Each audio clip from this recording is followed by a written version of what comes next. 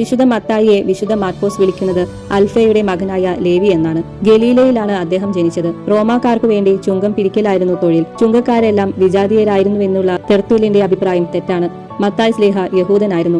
ഈശോ ഒരു തളർവാദ രോഗിയെ സുഖപ്പെടുത്തിയ ശേഷം ഗനേസരത്ത് തടാകത്തിന്റെ തീരത്തുകൂടെ നടക്കുമ്പോഴാണ് ചുങ്കക്കാരൻ ലേവിയെ അപ്പോസ്തോലനായി വിളിച്ചത്. ബാഹ്യമായി വിളിച്ചവൻ ആന്തരികമായ കൃപാവരം കൊണ്ട് മനസ്സിനെ ഇളക്കി. പ്രഥമാഹ്വാനത്തിൽ തന്നെ ലേവി മനസ്സു തിരിഞ്ഞു.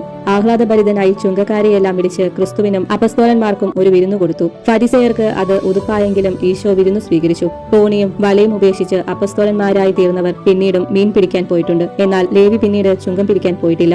ലേവി എന്ന പേര് മാറ്റി യഹോവയുടെ ദാനം എന്നർത്ഥമുള്ള മത്തായി എന്ന നാമം ഈശോ നൽകിയതായിരിക്കാം. മത്തായിയുടെ സുവിശേഷം എന്ന പേരിൽ ഇന്ന് നമുക്ക് ലഭിച്ചിരിക്കുന്ന സുവിശേഷത്തിന്റെ മൂലരൂപം 1-ാം നൂറ്റാണ്ടിന്റെ അവസാന ഘട്ടത്തിൽ AD 75-നും 90-നും ഇടയ്ക്ക് രചിക്കപ്പെട്ടതാണെന്ന് കരുതപ്പെടുന്നു.